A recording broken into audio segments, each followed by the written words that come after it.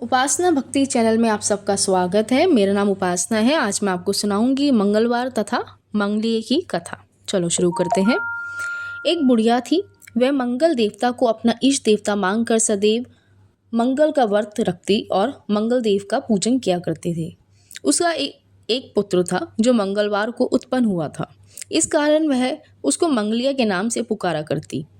मंगलवार के दिन ना तो घर को लीपती और ना ही पृथ्वी खोदा करती। एक दिन मंगल देवता उसकी श्रद्धा की परीक्षा लेने के लिए साधु का रूप धारण कर आए और उसके द्वार पर आकर आवाज दी। बुढ़िया घर से बाहर आई और साधु को देखकर हाथ जोड़कर बोली, महाराज क्या आज्ञा है? साधु ने कहा, मुझे बहुत भूख लगी है, भोजन बनाना है। इसके लिए तो थोड़ी सी पृथ्वी लीप दे तो तेरा पुण्य होगा। यह सुन बुढ़िया ने कहा, महाराज आज मैं मंगलवार की व्रती हूँ, इसलिए मैं चौका नहीं लगा सकती। कहीं तो जल का छिड़काव कर दूं, वहां पर भोजन बना लेना। साधु ने कहा, मैं गोबर से ही लिपे चौके पर खाना बनाता हूँ।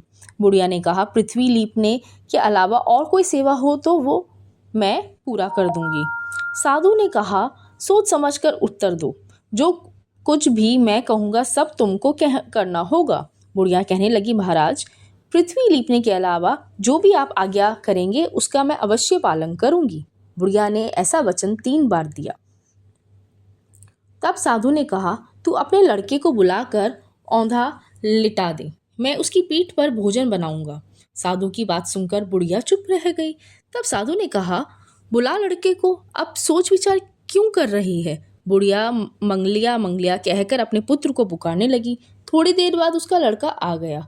बुढ़िया ने कहा, जा बेटे, तुझको बाबा जी बुलाते हैं। लड़के ने बाबा जी से जाकर पूछा, क्या आज्ञा है महाराज? बाबा जी ने कहा कि जाओ अपनी माता जी को बुला कर लाओ। तब माता आ गई तो साधु ने कहा कि तू ही इसको लिटा दे। बुढ़िया ने मंगल देवता का स्मरण करते हुए लड़के को औंधा लिटा दिया और उसकी पीठ पर अंगीठी रख दी। उसने साधु से कहा, महाराज अब जो कुछ आपको करना है कीजिए, मैं जाकर अपना काम करती हूँ।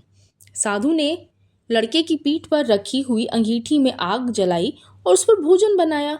जब भोजन बन चुका तो साधु ने बुढ़िया से कहा कि अब अपने लड़के को बुलाओ, वह भी आकर भोग ले जाए। बुढ़िया कहने लगी कि यह कितने आश्चर्य की बात है कि उसकी पीठ पर आपने आग जलाई और उसी को प्रसाद के लिए बुलाते हो। क्या ये संभव है कि अब भी आप उसको जीवित समझते हैं? आप कृपा कर उसका स्मरण भी मुझको ना कराइए और भोग लगाकर जहाँ जाना हो जाइए।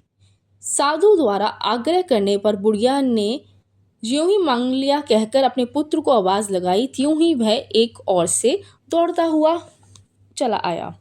साधु ने लड़के को प्रसाद दिया और कहा, माई तेरा व्रत सफल हो गया।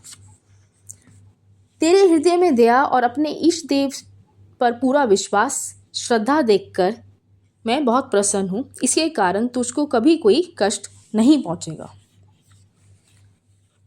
धन्यवाद।